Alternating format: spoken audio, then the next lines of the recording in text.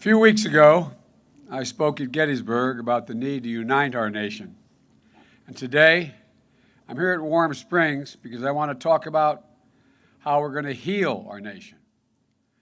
Over these past few months, there's been so much pain, so much suffering, and so much loss in America. Over 225,000 people have lost their lives to a virus. Many of those lives lost in the cruelest way possible, alone, alone. Alone in a hospital room, alone in a nursing home, no family, no friends, no loved ones beside them in those final moments. And it haunts so many of the surviving families. Families who were never given a chance to say goodbye. I and many of you know what loss feels like when you lose someone you love. You feel that deep black hole opening up in your chest, and you feel like you're being swallowed into it.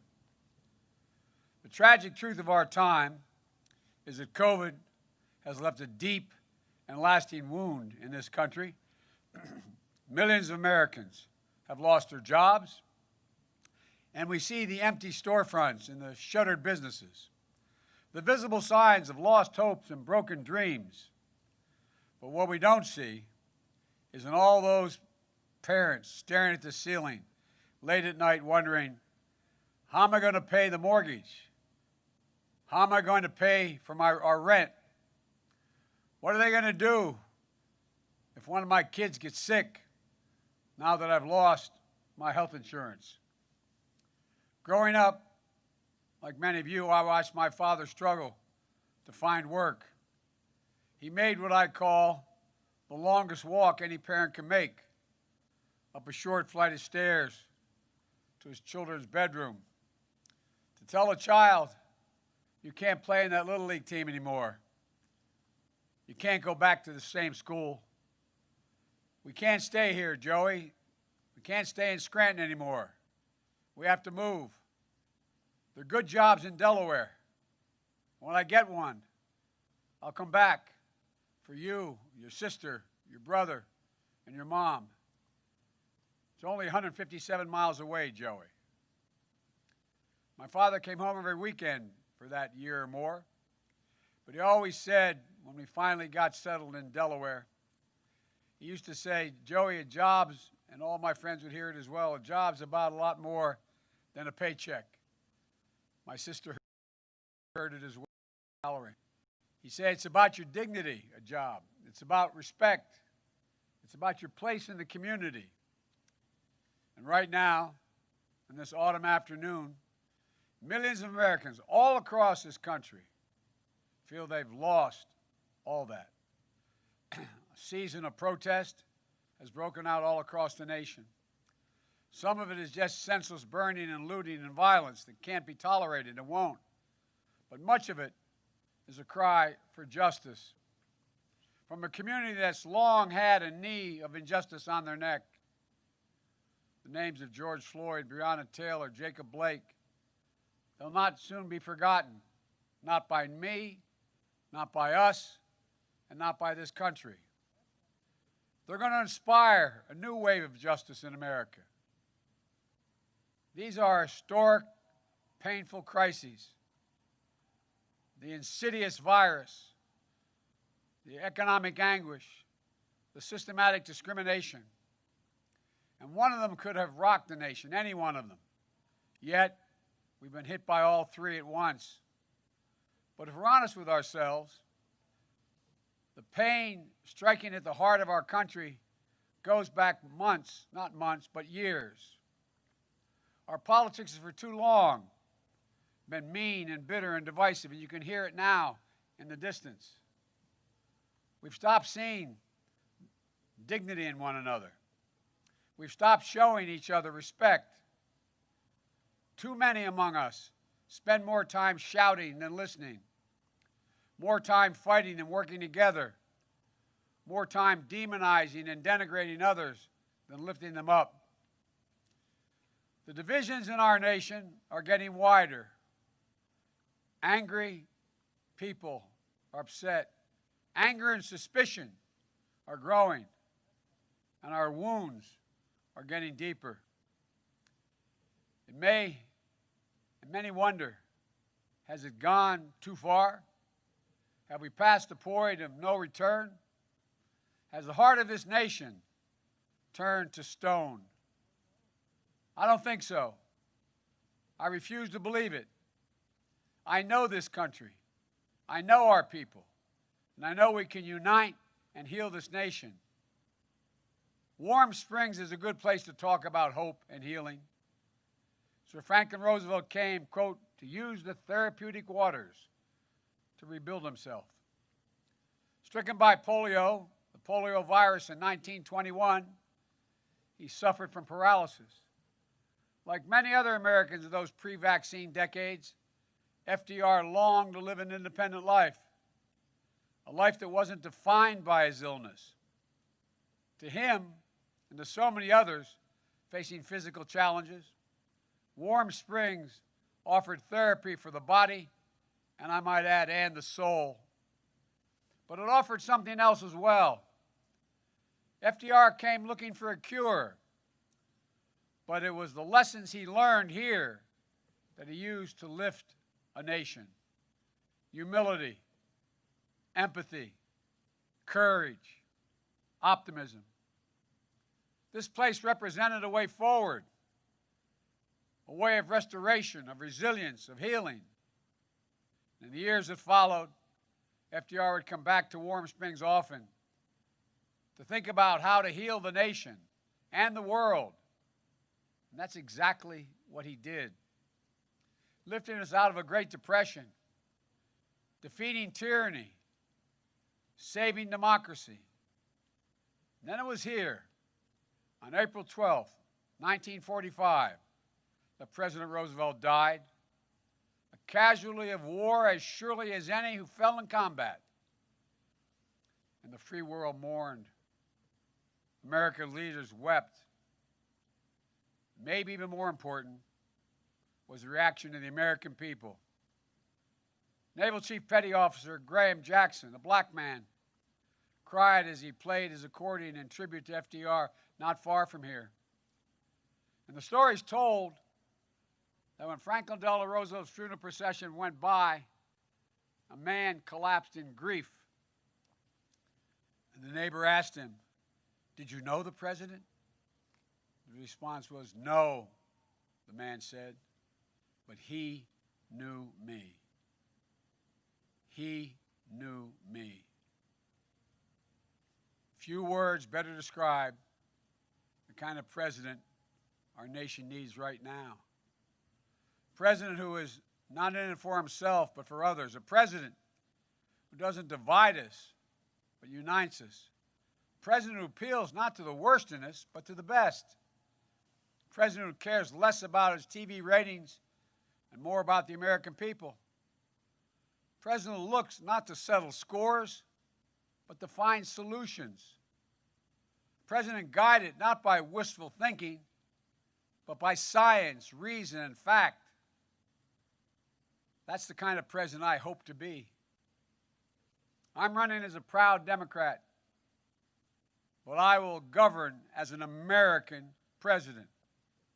I'll work with Democrats and Republicans. I'll work as hard for those who don't support me as for those who do. That's the job of a president. A duty of care for everyone.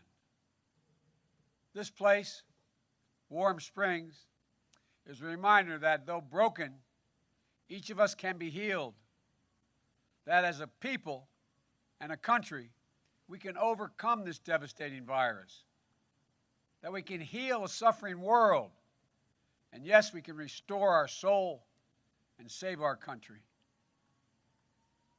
In his last hours, President Roosevelt was at work on a speech to be delivered the next day.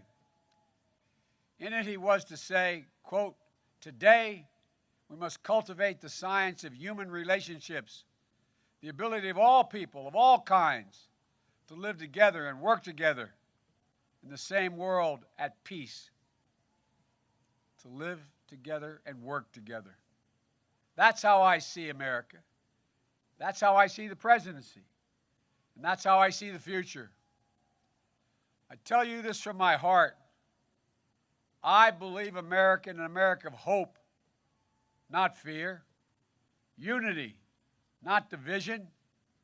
Love, not hate. The presidency, though, is only one part of the American chorus. History isn't only a story of the great and the famous. No. Our history is a story of we, the people, of all of us, together. I've long said the story of America is a story of ordinary people doing extraordinary things. Change in our country comes when the voices of the powerless reach the ears of the powerful. When those whose names we'll never know, but who risk their lives to, in the words of Dr. King, bend the arc of the moral universe toward justice. Bending that arc is the work of our time. But it'll take all of us, red states, blue states, Republicans, Democrats, conservatives, and liberals. And I believe from the bottom of my heart we can do it. People ask me, why are you so confident, Joe? Because we are the United States of America. There's nothing the American people can't do and been unable to do when we put our minds to it. The news of Franklin Delano Roosevelt's death went out on the wires. An editor in Chicago turned to his colleagues and said, clear the decks for action. So I say to you today, if you give me the honor of serving as your president, clear the decks for action. For we will act. We will act on the first day of my presidency to get COVID under control. We'll act to pass my economic plan that will finally reward work, not wealth in this country. We'll act to pass my health care plan to provide affordable, accessible health care for every American and drug prices that are dramatically lower. We'll act to pass the Biden climate plan, meeting the challenges of a climate crisis while creating millions of good-paying, high-paying labor jobs. We'll act to address systemic racism in our country. We'll act to give working people a fair shot again in this country. And we'll act to restore our faith in democracy and our faith in one another. Today, we're facing a public health crisis of historic proportions. And with winter at hand, it's getting worse. Just last Friday, 83,000 new cases in one day. Saturday, another 83,000 cases. Nearly 1,000 people a day are dying. Another 200,000 deaths are expected over the next several months. And the president keeps telling us not to worry. He keeps telling us we're turning the corner, is his quote. It's as removed from reality and as offensive as when he told us the virus affects virtually nobody, just the elderly with heart conditions. Virtually nobody, just the elderly with heart conditions. As if they don't matter. And when he said in response to the number of deaths reaching 1,000, he said, it is what it is. Well, it is what it is because he is who he is. In the spring, the president declared in his voice as commander-in-chief, says commander-in-chief, he was going to wage war on the virus. Instead, he shrugged, he swaggered, and he surrendered. And then his chief of staff, just last week, made a stunning admission, an admission that I believe but never thought he'd say, saying, quote, we're not going to control the pandemic, end of quote. We're not going to control the pandemic. It's a capitulation. It's a waving of a white flag. It's a window into the shocking truth about this White House that they've never really tried. Think about all the frontline health professionals who've risked and some given their lives for the last 9 months in this pandemic. Think about all the first responders. Think about all the grocery store clerks, the drivers, the delivery drivers, the trucks, teachers, parents, with their kids home from school. Think about all those who've lost their jobs. Think about all those who have been infected by the virus. Think about all those who have died. They were giving their all while their president was giving up. Well, I'm here to tell you, we can and we will control this virus. As president, I will never wave the white flag of surrender. Just imagine where we'd be today if the president had embraced wearing masks instead of mocking it. Imagine where we'd be today with a president who practiced social distancing instead of holding super spreader events. Imagine where it'd be with a comprehensive system of testing and tracing. I first put forward a detailed plan on how to deal with this virus back in March. This administration ignored it. Then I released several more detailed plans in the months that followed, the most recent just last week. This administration has yet to offer a single plan. That's one of the reasons why one of the most prestigious medical journals in the world, the New England Journal of Medicine, called the president, quote, dangerously incompetent. Went on to say the president had turned a crisis into a tragedy. I'm ready to act. I know what to do. And starting on day one of my presidency, we will do it. I've talked about the battle for the soul of America since the very beginning of this campaign. And I want to be very clear in these closing days about what I mean and about what I intend to do in that battle to assure that our better angels prevail over our worst instincts. I believe this election is about who we are as a nation, what we believe, and maybe most importantly, who we want to be. It's about our essence.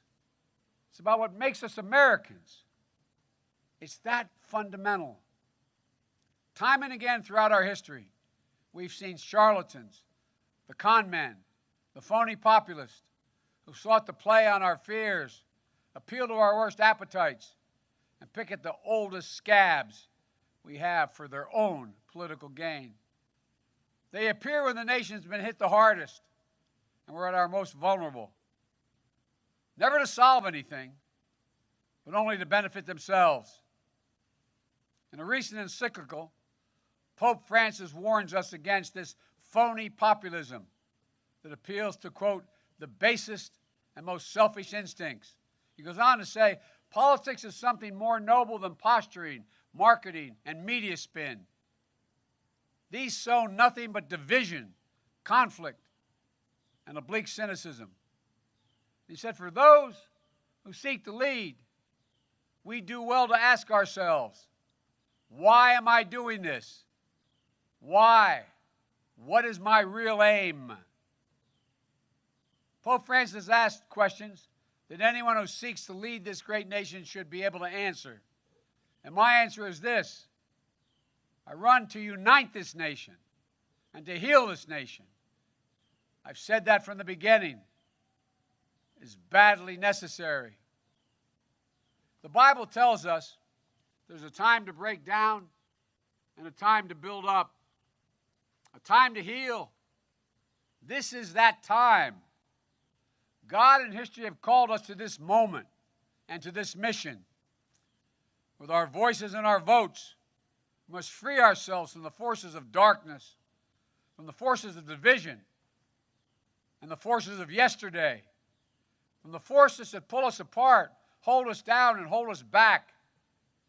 And if we do so, we'll once more become one nation, under God, indivisible, a nation united, a nation strengthened, a nation healed.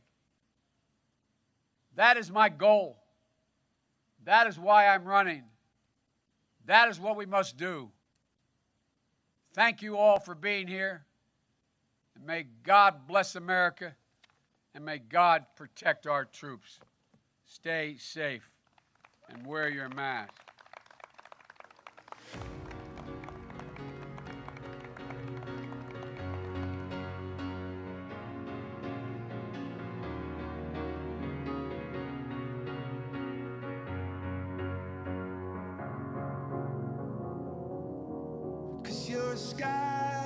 Cause you're a sky full of stars.